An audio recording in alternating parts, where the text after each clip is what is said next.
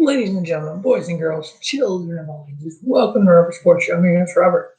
All right, WWE Fastlane review here on Robert Sports Show, just getting off the WWE Network and Peacock about an hour or so ago. Over at the Pulse Dungeon, watching it with the family and everything. It was overall halfway decent show. It's a throwaway show. I mean, let's get it right here. We had 8 matches. The average star rating for these 8 matches was 2.5. So we didn't learn anything that we're not going to have a Mania, but we kind of learned what we might have a Mania that we kind of want now. So the pre-show match was for the United States title. It was champion Ridde versus Mustafa Ali of Retribution. Short match, about a 9-minute match. Ridde retaining his United States title. This stoner dude gimmick he's playing awesome. I mean, this is great. Him backstage with Schinsky was just. And just the look on Shinsuke Nakamura's face, like, dude, whatever. The match was decent. I give it 2 3/4 star. But what we did come out of that match was we got the, breakup of Retribution. We had Reckoning leaving first. Mustafa telling her to get back in line, and her just looking at him and walking away. So we got me again back, hopefully. That'll be exciting. We had T-Bar and Mace end up chokeslamming Mustafa Ali, so Retribution imploded, which is fine because T-Bar is Dominik Dijakovic, who is uber freaking talented. Him and Keith Lee had a 5-star match a few years ago on the Indies, so hopefully we get that back. But yeah, we'll see what happens going forward. The show started with the WWE Women's Tag Titles on the line. We had champion Nia Jax and Shayna Baszler versus Bianca, Belair, and Sasha Banks, as we saw on Smackdown. On a lot of issues there between Sasha and Bianca. We had Reginald back, him getting involved. Nia and Shayna, just a roll up, boom, boom, pin, 10-minute match. It was nothing really. I did give it 2 3/4, so we had it retained by Nia and Shayna. A little bit more ascension between Bianca and Sasha. They had a little, scuffle, so that's kind of leading up to Mania. So definitely can't wait to see what those two bring for Mania. I'm looking forward to that match. That may be one of the best women's matches in WrestleMania history. So that will go down. Next up, we have the Intercontinental title on the line. We had champion Big E versus Apollo Crews. This match was short, about 7 minutes. Really nothing big happened. The end of it was just a weird little roll-up, and you couldn't tell if Big E got the win, exactly what happened. The bell didn't really ring. It's like the referee jumped out of the ring. Apollo ended up beating down Big E. It's like, what the hell? And then Corey Graves made a comment. Apollo is the last man standing. Okay.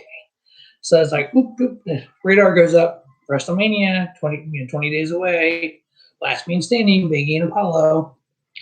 7-minute match, I give it 2.5 star. Nothing huge.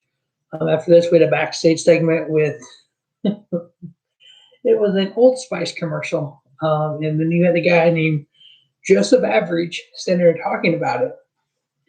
You have Kieran Zao come up.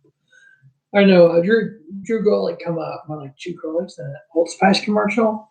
He's looking for R-Truth. Then all of a sudden you see a little peek behind the Old Spice being R-Truth. And then Kieran Zao, Gulak walks away. Kieran Zao comes out. He's wanting Old Spice. So you see a hand come out. Obviously, it's R-Truth. And so they tear this Old Spice display down. And then Kieran Zao hits Joseph Average. Average falls on top of Truth. The referee there, 1, 2, 3. Now Joseph Average is the champion. R-Truth rolls him up. R-Truth's champion again. It's like, are you kidding me? This Joseph Average was Rick Bogsy out of the Performance Center, formerly known as Eric Bughagen. He wrestled on 2 Evolve shows, 143, 144. One beat Joe Gacy. One he lost Anthony Green. He's been in the Performance Center since 2017.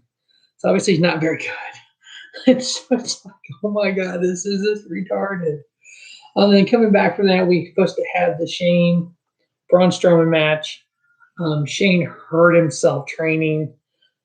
He's trying to tell Elias backstage before this he wants to sing at WrestleMania. So Elias, Jackson Riker, and Shane are out there. Elias starts singing. Shane stops and goes, "Oh, by the way, you have a match versus Braun Strowman." It's like, why are we booking this crap? It was a 4-minute match. At one point, it's like, okay, why is Elias actually getting some offense here? This should be a squash. Braun ended up getting the victory. I gave it 1 star. It's like, whatever. I guess we get Shane's WrestleMania match. So that ought to be fun. And then a match that was created on SmackDown, Seth Rollins versus Schinsky and Nakamura. Bland. 13 minutes of at least, hanging out with the, fam, Pulse Dungeon, beat Eddie J, ordered Papa John's for us. That was pretty good. Chicken, bacon, Alfredo pizza. Actually, it's really good. This match was 2 3/4 star. Then we had the Drew McIntyre versus Sheamus no hold barred. Yeah, 2 weeks ago they had a no DQ match on Raw. Really? I mean, this match was just 20 minutes of we knew McIntyre was going to win. This should have been for number 1 contender. The winner should have went on to face Bobby Lashley. We already knew Drew was going to win. We already know Drew was going to Mania. This was kind of a whatever blow, This was about as exciting as the fireworks at the end of AEW Dynamite. AEW Revolution. This was about as exciting as the fireworks at the end of Revolution. 3 1/4 star, Drew getting the victory, blah, blah. Then we had the intergender match. Randy Orton versus Alexa Bliss. We all knew what was going to happen here. It was actually in the ring. I thought it was going to be more cinematic than it really was. One thing that we noticed, that actually J-Man noticed, is when they came out, when Randy looked up at the ring entrance, you saw light. It's like it was light outside. Wait a minute, it was dark when this match happened. So we wonder if this match maybe was pre-taped before Fastlane. But because they did a couple weird things with it, Randy's on the ring posing, and then he kind of falls down like, what just happened? He's kind of, the black stuff's coming out of his mouth. And he tells one of the announcers, "Give me your towel." And then Alexa comes out and kind of throws, he goes to run at her and fire shoots up. And they're like, "Are you kidding me right now?" He chases her around, like, "Come and get me." He's standing in the ring. They really never did any wrestling. And then we had Bray Wyatt come. We see a hand coming through the ring. We're like, oh, hell. It was Bray Wyatt returning, and it looked like he was set on fire and just appeared. He looked at her. Oh, God. It was like, oh, my God, what did they do?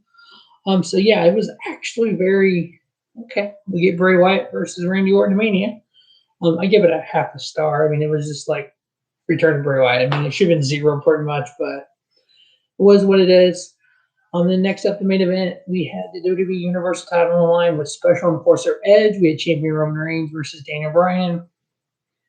Match started slow, which, again, their Fastlane match from 2015, I think it was, or whatever year that was. That was really, really good.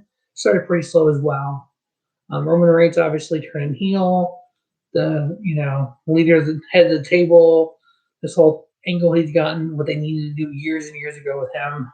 He's playing it great with Paul Heyman. Who's better than Paul Heyman? I mean, come on. Just him outside the ring going, just his facial expressions, how he kind of bows down. I mean, it's like, dude, this is freaking, you're playing this awesome. Edge really didn't get involved too much at the beginning. As we get through the match. A couple botches on the outside where Daniel came off the ring side. Roman was supposed to catch him and didn't. And then one time, Daniel Bryan came off the top rope, hit Roman in the arm, and Michael Cole hit him in the back of the head. No, he didn't. He missed the back of the head. So stop reading and look up. But I mean, other than that, it was just kind of a slow match. And then toward the end, the referee got hit. The referee he went to do a drop. Daniel Bryan went to do like a drop kick or something, or running kicks, and Roman moved, and Roman just literally smoked the referee. Referee rolls to the outside. Roman goes for the pin. The enforcer is supposed to take over. Edge comes in, gets involved a little bit there. Jay Uso comes out with the chair, goes after Daniel Bryan. Daniel Bryan accidentally hits Edge. Edge ended up getting a chair and just started whacking the hell out of Daniel Bryan and Roman. But right before that, Daniel Bryan had the yes lock on Roman, and Roman's going like this, like tapping. And then that's when Edge hit them both with chairs and walked away. Reigns ended up pinning Daniel. Another ref comes out and counts 1, 2, 3. So it does look like, at least from our side of it, does look like we're getting a triple threat for the United States title, Roman, Daniel Bryan, Edge, which makes sense if they don't think Edge can do a 20, 30-minute match one-on-one.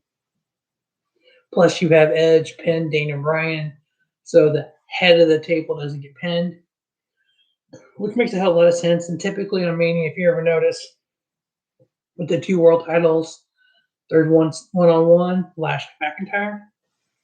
There's one triple threat, Roman, Daniel Bryan, Edge. So that's all Fastlane was. Is just a little speed bump on our way to Road to WrestleMania.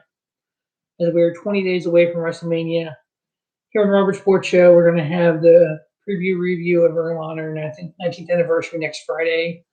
Their NWA show today. I'll probably try to get a review up this week sometime after I watch it. Might do a best of New Japan, the New Japan Cup, which was, if you've not seen it, check it out. Obviously, NCAA college basketball. If you're a fan of the March Madness, check out my preview for round 1 and round 2. Round 2 today. As of the filming of this, I was 6-0 today, and there's still 2 games going on. So I called the upset today on Oral Roberts, which I was proud of.